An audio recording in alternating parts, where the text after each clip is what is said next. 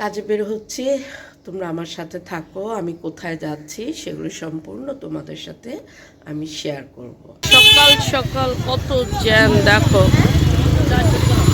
প্রচুর জ্যাম রাস্তাঘাটে বের হওয়াটা, অনেক জ্যাম রাস্তাঘাটে বের হওয়াটা যে কত কষ্ট, মানে না বের হলে বোঝা যায় না। মানে অতিষ্ঠ হয়ে যাওয়া লাগে বাইরে বের হওয়ার সময়, প্রচুর মানে জ্যাম, কোনো ডিসিপ্লিন বলতে কিছুই নাই। মানে আমাদের দেশের এই একটা বড় সমস্যা, এই রাস্তাঘাটে বের হওয়াটা, মানে জ্যামের যন্ত্রণা বের হওয়া যায় না। দেখো বন্ধুরা, তোমাদেরকে দেখাচ্ছি, দেখো কি পরিমাণ জ্যাম হয়ে আসছে রাস্তাঘাট। গাড়ি অফিস টাইম, এখন হলো অফিসের সময়, অথচ দেখো রাস্তাঘাটের কি অবস্থা, মানে গাড়ি আটকে আছে, পুরো আটকানো গাড়িটা দেখো, সব গাড়িগুলো আটকানো, জ্যামে বসে আছে। মানে অর্ধেক পথে বের হয়েছি আর যেতে পারলাম না, মানে মেয়ে একা চলে গেছে অফিসে। আমি এখন এইভাবে কাজগুলো করে ফেলবো, আমার নিজস্ব কাজগুলো এখন আমি নিজেই করে ফেলবো। মানে মেয়েটা একা একা গেছে, খুব খারাপ লাগছে। স্বর্ণের দাম, লেবু কত করে এখন? এখন 60 টাকা হালি, এখন 60 টাকা হালি হয়েছে। ওদের পুঁইশাক পাতা কত করে? 50 টাকা পুঁইশাক পাতা। আর সাজনা ডাঁটা 240। আর এটা কি পটল? ওরে আল্লাহ, পটল তো চিনাই জানা। কত করে পটল এখন? 120। ও, এখন তো পুঁইশাকের সময় না, যাকে অসিজন এখন পুঁইশাক।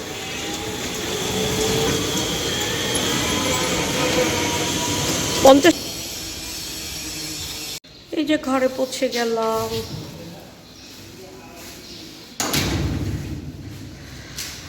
বাসায় চলে আসছি। এই যে সব বাজার নিয়ে চলে আসলাম।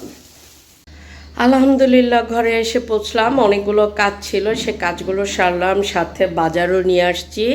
কারণ এখন রমজান মাস চলতেছে, তো আসলে ঘুমাতে চাইলেও ঘুমাতে পারা যায় না, এটাই সত্যি কথা, সংসারে কাজ থাকে। তো যেহেতু আমার বাসায় এখন আপাতত কেউই নেই, আমার সারাদিনই কিন্তু কাজগুলো মানে করতে হয় একা একা। আর আমার হেল্পিং হ্যান্ড নাই, এটা সবার সাথে আগের ভিডিওতে শেয়ার করেছি।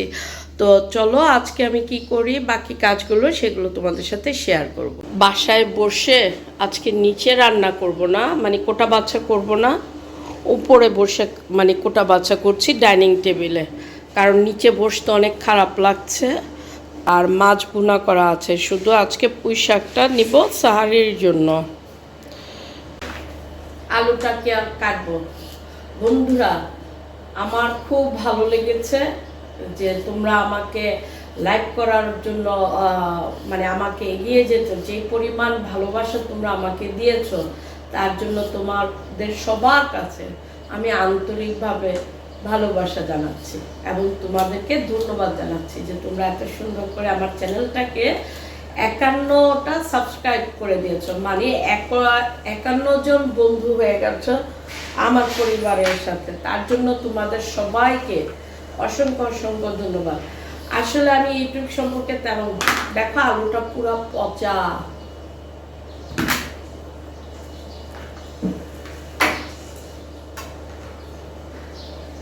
আসলে আমি ইউটিউব সম্পর্কে তেমন কিছুই বুঝি না যে আমি তোমাদের সাথে কিছু শেয়ারিং করব, কিছুই বলতে পারবো না, কারণ আমার ইউটিউব সম্পর্কে কোনো আইডিয়া নেই। আমি ডিজিটাল মার্কেটিংয়ের উপরে পড়াশোনা করছি, হ্যাঁ, তো সেই ক্ষেত্রে তোমার ফেসবুকটা নিয়ে আমি বেশিরভাগ সময় কাটাইছি, যে ফেসবুক দিয়ে আমি আর্নিং করেছি। কারণ ফেসবুকে আমার একটা পেজ ছিল, সেই পেজটা অনেক ভাইরাল একটা পেজ ছিল, সেই পেজটা কিন্তু এখন নেই। তো যাই হোক, মানে এখন ইউটিউবে আসছি, কেন আসছি, কিসের জন্য আসছি, যেদিন একেবারে সফলতা পাবো, যে একেবারে সফল হয়ে গেছি, সেদিন তোমাদের সাথে শেয়ার করব যে ফেসবুকের ইনকাম কেন করতে আসছি। আসলে আমরা মেয়েরা অনেক যুদ্ধ করি সংসার জীবনে, বিয়ের পর কারণ সংসার টিকিয়ে রাখাটাই হলো মেন।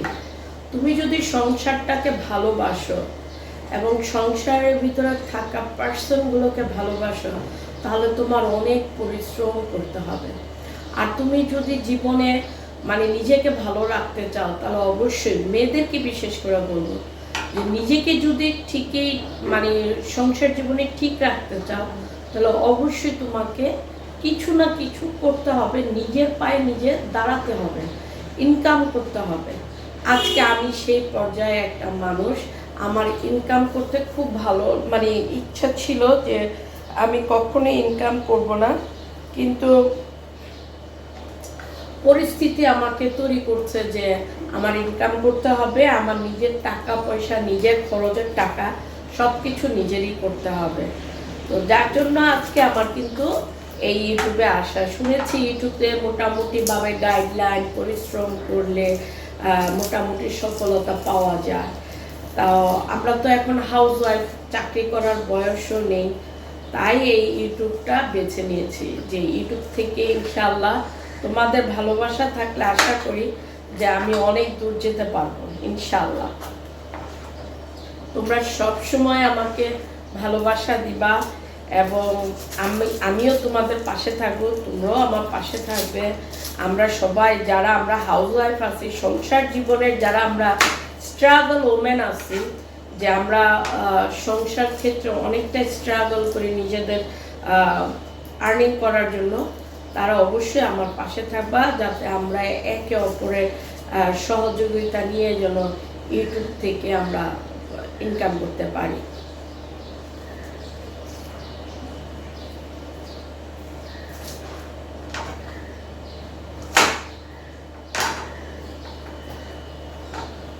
অনেক কষ্ট জীবনের, মেয়েরা সংসারে অনেক কষ্ট করে, অনেক। যদি ভুল মানুষের সাথে তোমার জীবন সংসার একবার শুরু হয়ে যায়, তাহলে দেয়ালে পিঠ থেকে গেল, কিছু করার থাকে না।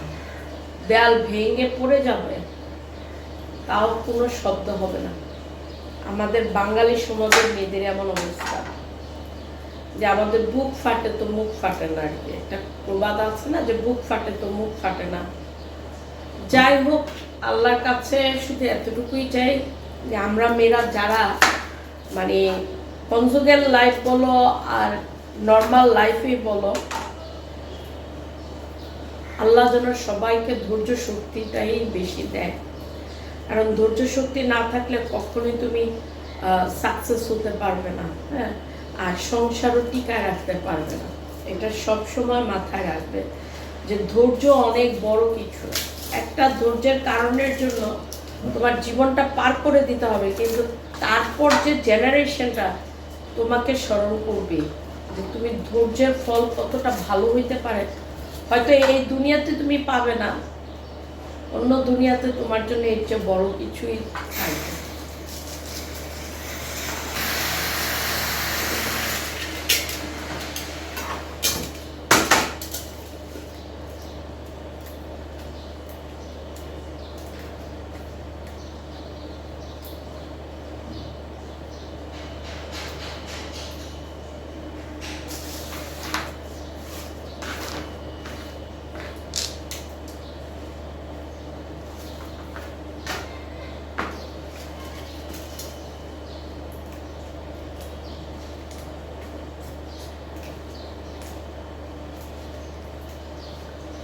তাজা, কিন্তু পোশাকগুলো একেবারে তাজা, সকালবেলা গিয়ে আনছি, খুব তাজা, একেবারে ছোট ছোট।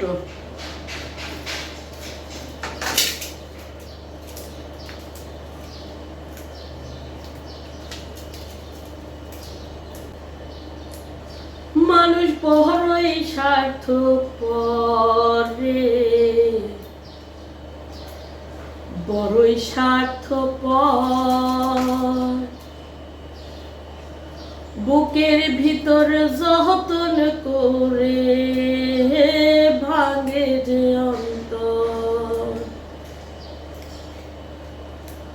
মানুষ বড়ই স্বার্থপর রে, বড়ই স্বার্থপর, বুকের ভিতর যতন করে ভাঙে যে অন্তর, অচেনা এক জংলা পাখি বুকের ভিতরে ভরে রাখি, অচেনা এক জংলা পাখি বুকের ভিতরে ভরে রাখি, বুকের পাথর ভেঙে গেল। আসলে গান জানি না, পুরা গান তো জানি না, তাই বলতে পারলাম না। আমার জীবনে খুব শখ ছিল যে আমি গান শিখবো, টিভিতে মডেলিং করব। আসলে পরিবার মানে আমার ফ্যামিলির থেকে তখন আমি পারিনি এটা করতে। আমি লালমাটিয়া কলেজের স্টুডেন্ট ছিলাম, বাট ঢাকা লালমাটিয়া কলেজ মোহাম্মদপুর যেটা, তো সেইখানে আমি ইন্টার করেছিলাম। তো আমার খুব শখ ছিল যে আমি জীবনে বড় মডেল হব কিংবা টিভিতে নাটক করব, এই ধরনের একটাই ছিল, কিন্তু ফ্যামিলির রেস্ট্রিকশনের কারণে আমি করতে পারিনি। তো যাই হোক, আমি অনেক বড় পড়াশোনা হয়তো করি নাই, এক্সট্রা কারিকুলাম আল্লাহ আমার ভিতরে অনেক করাই আছে, মানে করেছি, আমি অনেক কিছু করছি জীবনে। হয়তো আমি ডিগ্রি কমপ্লিট করিনি, কিন্তু এক্সট্রা কারিকুলাম আমার মধ্যে অনেক বেশি ছিল, যে যেগুলোর প্রতি আমার ভীষণ দুর্বলতা ছিল। আলহামদুলিল্লাহ আমার কিন্তু সবজি কাটা শেষ, এখন আমি এগুলো গুছিয়ে নিব। তো এগুলো ধুয়ে টুয়ে যখন কিচেনে যাব তখন তোমাদের সাথে শেয়ার করব যে কিভাবে আমি পুঁই শাকটা দিয়ে চিংড়ি, এই যে আমার কোটা বাছা সব শেষ, এই যে দেখো পেঁয়াজ টেজ কেটে নিয়েছি, আমি এই জায়গাটা এখন একটু ক্লিন করে নিই, তারপরে আবার আসতেছি।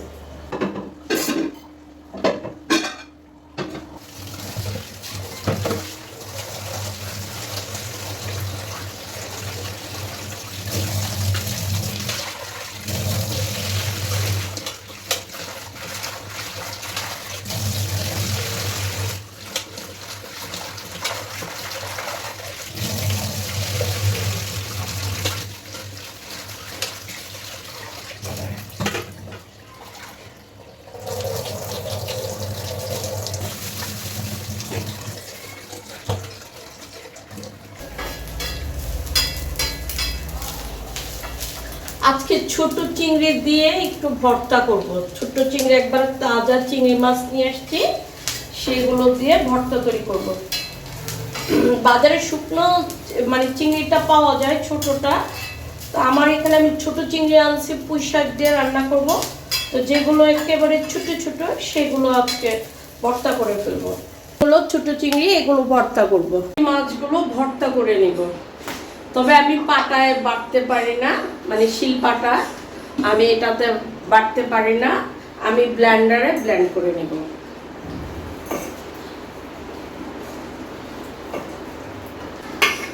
তোমরা কি আমার মতো কি বাটতে পারো না?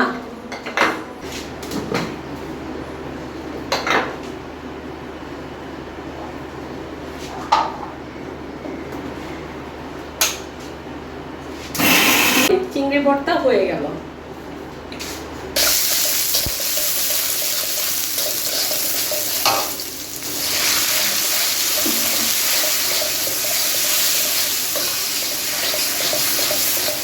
আমি পেঁয়াজটা একটু মানে নরম করে নিয়ে এখানে অনেকখানি রসুন দিয়ে দিয়েছি। এখন রসুনটা ভালো মতো একটু মানে ভেজে নিব।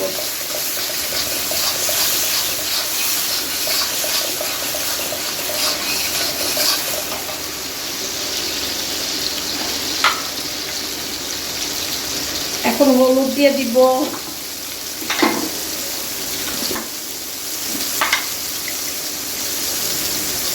লবণ দিয়ে দিলাম, এখন একটু কষাবো।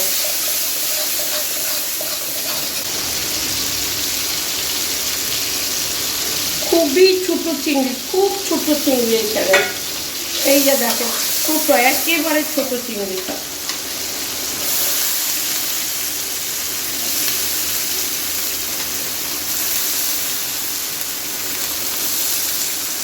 পুঁই শাকের ডগাগুলো আলু দিয়ে একটু ভালো মতো কষিয়ে নিব এখন।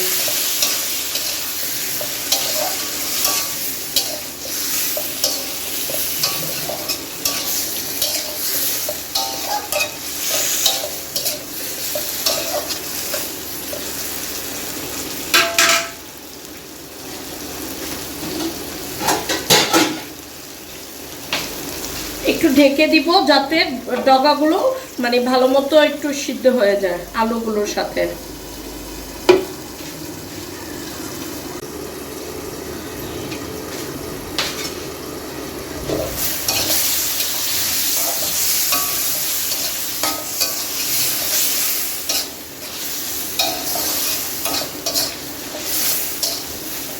তরকারির কালারটা দেখো কত সুন্দর একটা কালার হয়েছে। আমি এটা ভালো মতো একটু কষিয়ে নিব।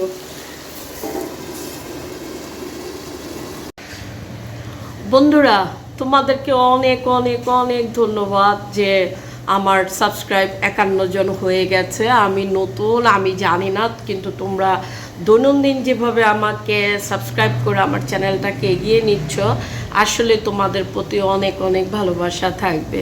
আমার যদি কোনো কিছুতে ভুল হয় অবশ্যই তোমরা কমেন্ট করে জানাবে। ইনশাল্লাহ আমি সেই কমেন্ট ধরেই কিন্তু কাজ করার চেষ্টা করব। এবং ইউটিউব চ্যানেলকে ধন্যবাদ জানাচ্ছি যে আমার 51 জন সাবস্ক্রাইব করে দেওয়ার জন্য, যাতে বাকিটা যেন আমি খুব ভালোভাবে যেন এগিয়ে যেতে পারি। আসলে আমি ফেসবুকে ইনশাল্লাহ তোমাদের ভালোবাসায় কিন্তু সফল হবে, এটা আমার বিশ্বাস। যে আমি কখনো গাইডলাইনের বিরুদ্ধে যাব না, এমন কোনো কাজ করব না যেটা কমিউনিটি গাইডলাইনের বাইরে হয়। ইনশাল্লাহ আমি ইউটিউবে সফলতা ধরে রাখার চেষ্টা করব। তো সাথে থাকো। আজকে আমি সারাদিন খুব খুশি যে আমার 51 জন সাবস্ক্রাইব হয়ে গেছে।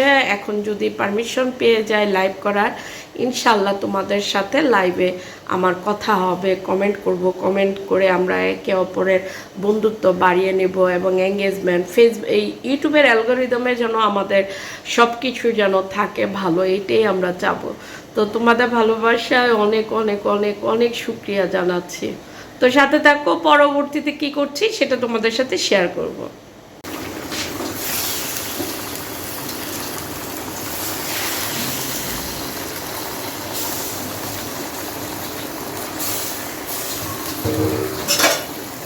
শাক কিন্তু ঢেকে রান্না করতে হয় না, তাহলে এই সুন্দর সবুজ কালারটা মলিন হয়ে যায়। শাক সবসময় মানে খোলাভাবে রান্না করাই ভালো। তোমরা কি আমার মতো এভাবে রান্না করো বন্ধুরা, নাকি শাক তোমরা ঢেকে রান্না করো? অবশ্যই কমেন্ট করে জানাবে যে আমার মতো এরকম খোলা করে রান্না করো কিনা, নাকি ঢেকে রান্না করো। অবশ্যই অবশ্যই কমেন্ট করবে। কিন্তু আমি সবসময় তোমার খোলাভাবেই শাকটাকে রান্না করি।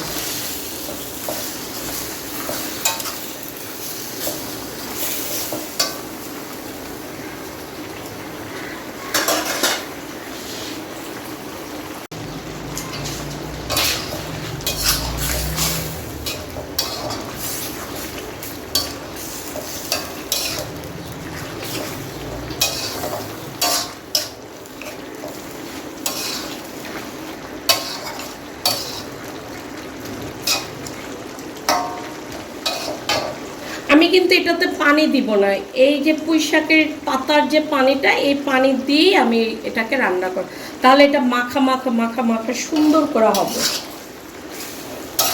দেখো কালারটা মোবাইলে কতটুকু বোঝা যাচ্ছে আমি জানি না, খুব সুন্দর।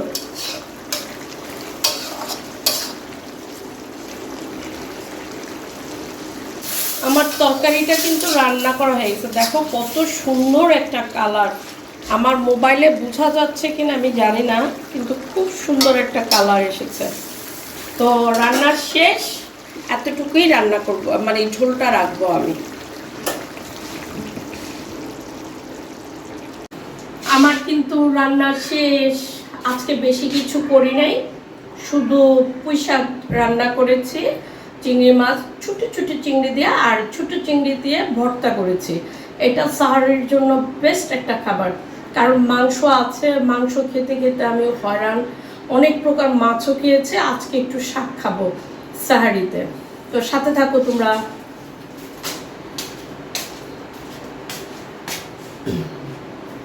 আমি এখন কিচেনটাকে ক্লিন করব, করার পর তারপর তোমাদের সাথে বাকি।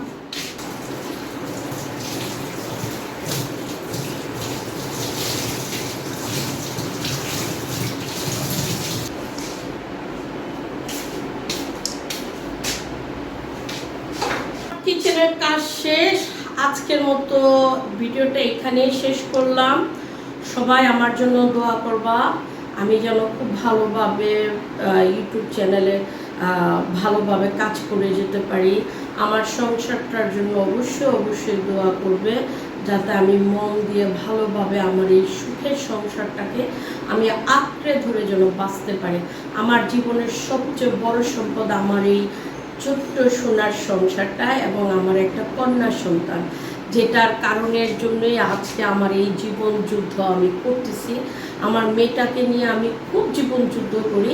তোমরা সবাই আমার পাশে থাকো, আমি যেন এই ইউটিউব প্ল্যাটফর্মে যেন নিজেকে একজন সাকসেস ওমেন হিসেবে তৈরি করতে পারি, যেন আল্লাহ যেন সহায়ক থাকে আর তোমাদের ভালোবাসায় যেন আমি এগিয়ে যেতে পারি। তা আজকের মতো আল্লাহ হাফেজ, ভালো থাকো সবাই, আল্লাহ হাফেজ।